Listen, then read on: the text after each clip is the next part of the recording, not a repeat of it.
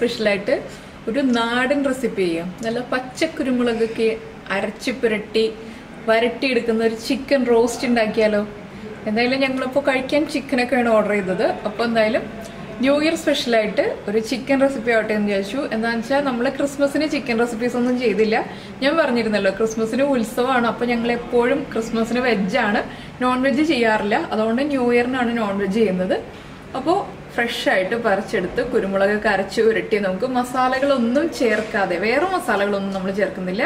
ഇതിന്റെ കുരുമുളകിന്റെ ടേസ്റ്റും പിന്നെ ഇതിലേക്ക് ചേർക്കുന്ന പെരിഞ്ജീരകം, ഇതിന്റെ രണ്ടിന്റെയും അതുപോലെ തന്നെ ചിക്കന്റെ ആ ഒരു ടേസ്റ്റും എല്ലാം ചേർന്നിട്ടുള്ളതാണ് നമ്മുടെ ഈ ചിക്കൻ റോസ്റ്റ്. അപ്പോൾ പച്ചക്കുരുമുളക് കിട്ടിയില്ല എന്നുണ്ടെങ്കിൽ നമുക്ക് നമ്മുടെ സാധാരണ ഉണങ്ങിയ കുരുമുളകിൽ ചെയ്യാം. പക്ഷെ പച്ചക്കുരുമുളകിലാണ് ടേസ്റ്റ് കൂടുതൽ. ഞങ്ങളിത് മൂന്നാർ പോയപ്പോൾ കുറേ വർഷങ്ങൾക്ക് മുന്നേ ഓൾഡ് മൂന്നാർ ടൗണിൽ നിന്ന് കഴിച്ചതാണിത്. പിന്നീട് ആ റെസ്റ്റോറൻറ്റ് അവിടെ പോയിട്ട് ഈ ചിക്കൻ റോസ്റ്റ് കിട്ടിയിട്ടില്ല കേട്ടോ. പല പ്രാവശ്യം അന്വേഷിച്ചു, കിട്ടിയിട്ടില്ല. അപ്പോൾ ആ ഒരു ഓർമ്മയിൽ ഞാൻ ഉണ്ടാക്കിയതാണ് ഈ ഒരു ചിക്കൻ റോസ്റ്റ്. എന്താണെന്ന് വെച്ചിട്ടുണ്ടെങ്കിൽ അന്ന് കഴിച്ചപ്പോൾ വളരെ ഇഷ്ടപ്പെട്ടു. പിന്നീട് പല പ്രാവശ്യം അതേ റെസ്റ്റോറൻറ്റിൽ തന്നെ പോയിട്ട് അന്വേഷിച്ചിട്ടും പിന്നെ കിട്ടിയില്ല. അപ്പോൾ അത് അന്ന് അവർ പച്ചക്കുരുമുളക് അരച്ചു വരട്ടിയിട്ട് തന്നെയാണ് ചെയ്തിരുന്നത്. പിന്നീട് നമ്മൾ ചെല്ലുമ്പോൾ ചിക്കൻ റോസ്റ്റ് കിട്ടുന്നുണ്ട്, പെപ്പർ ചിക്കൻ കിട്ടുന്നുണ്ട്. പക്ഷേ ആ ഒരു ടേസ്റ്റ് അന്ന് കഴിച്ച ടേസ്റ്റ് കിട്ടുന്നില്ല. അതുകൊണ്ടാണ്. അപ്പോൾ മൂന്നാറിൽ വേറെ ഏതെങ്കിലും റെസ്റ്റോറൻറ്റ്സിലേക്ക് ഉണ്ടാവും കേട്ടോ. ഞങ്ങൾ അന്വേഷിച്ചത്, ഞങ്ങൾ പോയ അതേ സെയിം റെസ്റ്റോറൻറ്റ് തന്നെയാണ്. അപ്പോൾ എന്തായാലും നിങ്ങൾ ഈ ഒരു ചിക്കൻ റോസ്റ്റ് ഉണ്ടാക്കി കഴിച്ചിട്ട് എൻ്റെ ഫീഡ്ബാക്ക് അറിയിക്കുക. നമുക്ക് എങ്ങനെയാണ് ചിക്കൻ റോസ്റ്റ് ഉണ്ടാക്കുന്നത് നോക്കാം.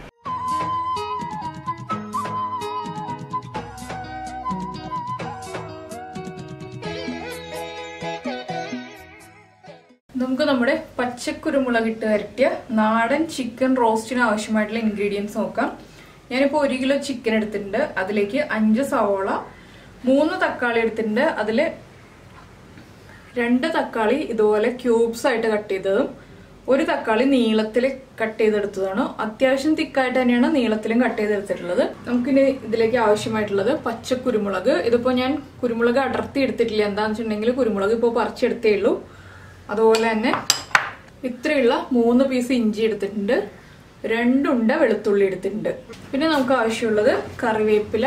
അതുപോലെ തന്നെ ഇതിലേക്ക് നമ്മൾ ഗരം മസാല പൊടി ഒന്നും ചേർക്കില്ല. ഈ പച്ചക്കുരുമുളകിന്റെ എരിവും അതുപോലെ തന്നെ നമ്മുടെ പെരിഞ്ജീരകത്തിന്റെ ടേസ്റ്റുമാണ് എപ്പോഴും ഈ ഒരു ചിക്കൻ റോസ്റ്റിന് ഉണ്ടാവുന്നത്. അപ്പോൾ പെരിഞ്ജീരകം ഞാനിപ്പോൾ 1.25 ടേബിൾ സ്പൂൺ എടുത്തിട്ടുണ്ട്. പിന്നെ വേണ്ടത് മഞ്ഞൾപ്പൊടി, തൈര്, ഉപ്പ്, വെളിച്ചെണ്ണ. നമ്മൾ വെളിച്ചെണ്ണയിലാണ് ഇത് റെഡിയാക്കുന്നത്. അപ്പോൾ നമുക്ക് മിക്സിയുടെ ജാറിലേക്ക് ആദ്യം നമ്മൾ എടുത്തു വെച്ചിരിക്കുന്ന വെളുത്തുള്ളി ചേർക്കാം. ഇതിന്റെ കൂടെ തന്നെ ഇഞ്ചി ഒന്ന് കട്ട് ചെയ്ത് ചേർക്കാം. വേഗം അരഞ്ഞു കിട്ടാൻ വേണ്ടിയിട്ടാണ് നമ്മൾ ഇഞ്ചി കട്ട് ചെയ്യുന്നത്. ഇതിൽ ജിഞ്ചർ ഗാർലിക് പേസ്റ്റ് ചേർക്കുകയാണെങ്കിൽ ടേസ്റ്റ് കറക്റ്റ് ആവില്ല. അപ്പോൾ ഇഞ്ചിയും വെളുത്തുള്ളിയും തന്നെ ചേർത്ത് അരച്ചെടുക്കുക. ഇതിലേക്ക് നമ്മൾ ഇനി ചേർക്കുന്നത് ഉപ്പാണ്. ചിക്കന് ആവശ്യമായിട്ടുള്ള ഉപ്പ് ചേർക്കുക. അതുപോലെ തന്നെ മഞ്ഞൾപ്പൊടി, ഒരു 3/4 ടീസ്പൂൺ മഞ്ഞൾപ്പൊടി ചേർക്കാം. പിന്നെ നമ്മൾ എടുത്തു വെച്ചിരിക്കുന്ന പെരിഞ്ജീരകം. ഇതിലേക്കാണ് നമ്മളിനി പച്ചക്കുരുമുളക് ചേർക്കുന്നത്. അപ്പോൾ ഒരു 2.5 മുതൽ 3 ടേബിൾ സ്പൂൺ വരെ പച്ചക്കുരുമുളക് ചേർക്കാം. ഇതിലേക്ക് ഇപ്പോൾ നമുക്ക് അടർത്തി വെച്ചിരിക്കുന്ന കുരുമുളക് ചേർക്കാം. പിന്നീട് നമ്മൾ നോക്കിയിട്ട് കറി ആയി കഴിയുമ്പോൾ എരിവ് കുറവാണെന്ന് തോന്നുകയാണെങ്കിൽ 2 പച്ചമുളക് സ്പ്ലിറ്റ് ചെയ്തിട്ട് കൊടുക്കാം. അത് കറി ആയി കഴിയുമ്പോഴേ ഉള്ളൂ. ഇപ്പോൾ നമ്മൾ പച്ചമുളക് ചേർക്കുന്നില്ല. ഇനിയിപ്പോൾ ഇതിലേക്ക് 2 ടേബിൾ സ്പൂൺ തൈരും കൂടി ചേർത്തിട്ട് നമുക്ക് ഒന്ന് അരച്ചെടുക്കാം. അപ്പോൾ തൈര് ചേർക്കുന്നത് നമ്മുടെ ചിക്കൻ സോഫ്റ്റ് ആയി വരാൻ വേണ്ടിയിട്ടാണ്. പിന്നെ ഇത് അരിഞ്ഞ് കിട്ടുന്നില്ല എന്നുണ്ടെങ്കിൽ കുറച്ച് വെള്ളം കൂടി ചേർത്താലും കുഴപ്പമൊന്നുമില്ല. ഇപ്പൊ ഞാനിത് അരച്ചെടുക്കട്ടെ. ഇപ്പോൾ നമ്മുടെ മിക്സ് നമ്മൾ അരച്ചെടുത്തിട്ടുണ്ട്. കണ്ടോ, ഇതുപോലെയാണ് അരച്ചെടുക്കുന്നത്, ഫൈൻ പേസ്റ്റ് ആയിട്ടല്ല.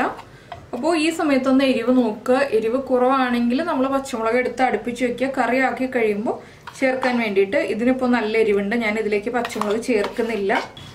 ഇപ്പോൾ നമ്മൾ അരച്ചെടുത്ത മിക്സ് ചിക്കനിലേക്ക് ചേർത്തു. ഇനി ഇതിലേക്ക് നമുക്ക് നമ്മൾ നീളത്തിൽ കട്ട് ചെയ്ത് വെച്ച തക്കാളി ഉണ്ടല്ലോ, ഇത് ചേർക്കാം. 1 തക്കാളിയാണിത്, ചെറിയ തക്കാളിയാണ്, അധികം വലിപ്പമുള്ള തക്കാളിയല്ല. ഇതിന്റെ കൂടെ തന്നെ നമ്മളിപ്പോൾ 5 സവോള നീളത്തിൽ കട്ട് ചെയ്തെടുത്തിട്ടുണ്ട്. അതിന്റെ പകുതി, അതായത് ഒരു 2.5 സവോള ചേർക്കാം. ഇതിലേക്ക് നമുക്ക് കുറച്ച് കറിവേപ്പില ഇപ്പോൾ ചേർക്കാം. പിന്നെ കറി ആക്കി കഴിഞ്ഞിട്ട് ബാക്കിയുള്ള കറിവേപ്പില ചേർക്കാം. ഇതെല്ലാം ചേർത്ത് നന്നായി മിക്സ് ചെയ്ത് ചിക്കനിലേക്ക് നന്നായി പിടിക്കുന്ന രീതിയിൽ മിക്സ് ചെയ്യുക. ഇതിലേക്ക് ഇനി നമ്മളിപ്പോൾ വേറെ ഇൻഗ്രീഡിയൻസ് ഒന്നും ചേർക്കാനില്ല. അപ്പോൾ തൈര് ഇല്ലാന്നുണ്ടെങ്കിൽ 1 ടീസ്പൂൺ ലെമൺ ജ്യൂസും ബാക്കി വെള്ളവും ചേർത്തിട്ട് മിക്സ് ചെയ്യാം കേട്ടോ. തൈര് കിട്ടിയില്ല എന്നുണ്ടെങ്കിൽ തൈരാണ് കൂടുതൽ ടേസ്റ്റ് ഉണ്ടാവുക. പിന്നെ പച്ചക്കുരുമുളക് കിട്ടിയില്ല എന്നുണ്ടെങ്കിൽ നമുക്ക് ഉണങ്ങിയ കുരുമുളക് ഉപയോഗിച്ചിട്ടും ഈ റെസിപ്പി ചെയ്യാം.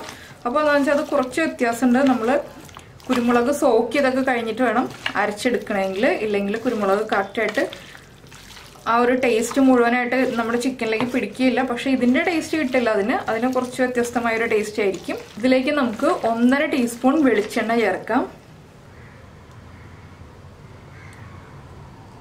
വെളിച്ചെണ്ണയും കൂടി ചേർത്തിട്ട് നമ്മൾ നന്നായിട്ട് മിക്സ് ചെയ്ത് ഇത് ഇനി അരമണിക്കൂറിന് ശേഷം നമുക്ക് കുക്ക് ചെയ്യാം. അത്രയും സമയം ഇതിങ്ങനെ മിക്സ് ആയിരിക്കട്ടെ. 1 മണിക്കൂർ വരെ വെച്ചാലും കുഴപ്പമൊന്നുമില്ല, മിനിമം അരമണിക്കൂർ വയ്ക്കുക. നമ്മുടെ ചിക്കനിലേക്ക് മസാലകളൊക്കെ നന്നായിട്ട് പിടിക്കാൻ വേണ്ടിയിട്ടാണ് നമ്മൾ അരമണിക്കൂർ എന്ന് പറയുന്നത്. അപ്പോൾ ഇതിവിടെ ഇരിക്കട്ടെ, നമുക്ക് അരമണിക്കൂർ കഴിഞ്ഞിട്ട് കുക്ക് ചെയ്യാം. ഇപ്പോൾ നമ്മൾ പാൻ ചൂടാക്കാൻ വെച്ചിട്ടുണ്ട്. പാൻ ചൂടായി. ഇതിലേക്ക് നമ്മൾ മസാല പുരട്ടി വെച്ചിരിക്കുന്ന ചിക്കൻ ഇട്ട് കൊടുക്കാം. ഇതിലേക്ക് നമ്മൾ വെള്ളം ചേർക്കുന്നില്ല.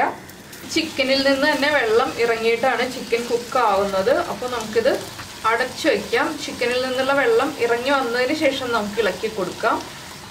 ഇപ്പോൾ നമ്മുടെ ചിക്കൻ തിളച്ചു തുടങ്ങി.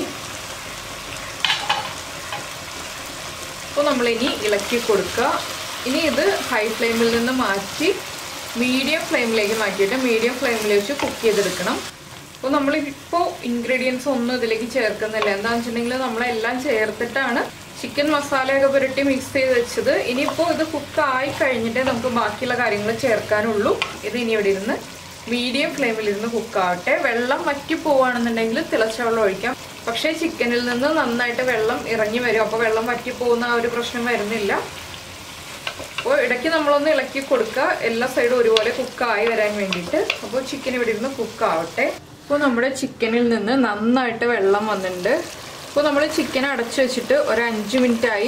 ഞാൻ 2 പ്രാവശ്യം ഒന്ന് ഇളക്കി കൊടുത്തിരുന്നു. ഇതുപോലെ ഇടയ്ക്കിടയ്ക്ക് ഒന്ന് ഇളക്കി കൊടുക്കുക. നാടൻ കോഴിയാണെന്നുണ്ടെങ്കിൽ കുക്കായി വരാൻ സമയമെടുക്കും. ഇതുപോലെ ബ്രോയിലർ ചിക്കൻ ആണെങ്കിൽ വേഗം തന്നെ കുക്കായി വരും. അപ്പോൾ അത് നമ്മൾ നാടൻ കോഴിയാണ് എടുക്കുന്നതെങ്കിൽ പ്രത്യേകം ശ്രദ്ധിക്കുക. വെള്ളത്തിൻ്റെ അളവ് നമ്മൾ വെള്ളം ഒഴിച്ചു കൊടുക്കാതെ അത് കുക്കായി കിട്ടില്ല. ഇത് ഇടയ്ക്കിടയ്ക്ക് ഇളക്കി കൊടുത്ത് നമുക്ക് വേവിച്ചെടുക്കാം. ഈ സമയത്ത് തന്നെ നമുക്ക് ഇതിലേക്കുള്ള മസാല റെഡിയാക്കാം. ഇപ്പോൾ നമ്മൾ മസാല റെഡിയാക്കാൻ വേണ്ടിയിട്ട് പാൻ വെച്ചിട്ടുണ്ട്. ഇതിലേക്ക് നമുക്ക് വെളിച്ചെണ്ണ ചേർക്കാം. അപ്പോൾ കുറച്ചധികം വെളിച്ചെണ്ണ ചേർക്കണം. നമ്മളിപ്പോൾ ചേർക്കുന്ന വെളിച്ചെണ്ണ കൂടാതെ ഇനി നമ്മൾ ചിക്കനിലേക്ക് വെളിച്ചെണ്ണ ചേർക്കും. ഇതിപ്പോൾ സവാള വഴറ്റാൻ ആവശ്യമായിട്ടുള്ള വെളിച്ചെണ്ണയാണ് ചേർക്കുന്നത്. അപ്പോൾ ചിക്കൻ അടുത്ത ബർണറിൽ നിന്ന് കുക്ക് ആവുന്നുണ്ട്. അപ്പോൾ സമയം പോകണ്ടല്ലോ എന്ന് വെച്ചിട്ടാണ് ഞാൻ ഇതുപോലെ ചെയ്യുന്നത്. അപ്പോൾ നിങ്ങൾക്കാണെങ്കിലും 2 ബർണറിൽ വെച്ചിട്ട് 2 കാര്യങ്ങൾ ഒരുമിച്ച് ചെയ്യാവുന്നതേ ഉള്ളൂ. ഇതിലേക്ക് നമുക്ക് സവാള ഇട്ട് കൊടുക്കാം. സവാള നമ്മൾ ഹൈ ഫ്ലെയിമിൽ തന്നെയാണ് സോട്ട് ചെയ്യുന്നത്. അപ്പോൾ ഇതിലേക്ക് കുറച്ച് ഉപ്പ് ചേർക്കാം. വേഗം തന്നെ ഒന്ന് സവാള സോഫ്റ്റ് ആയി വരാൻ വേണ്ടിയിട്ട്. നമ്മൾ ചിക്കനിൽ ഉപ്പ് ചേർത്തതാണ്, അതുകൊണ്ട് ശ്രദ്ധിച്ച് ഉപ്പ് ചേർക്കുക. ഇപ്പോൾ കുറച്ച് ഉപ്പ് മാത്രം ചേർക്കുക. അതുപോലെ തന്നെ കുറച്ച് കറിവേപ്പില. ഇനി സവാള ഒന്ന് ഗോൾഡൻ കളറായി വരണം, അതുവരെ നമ്മൾ ഇളക്കി കൊടുക്കുക.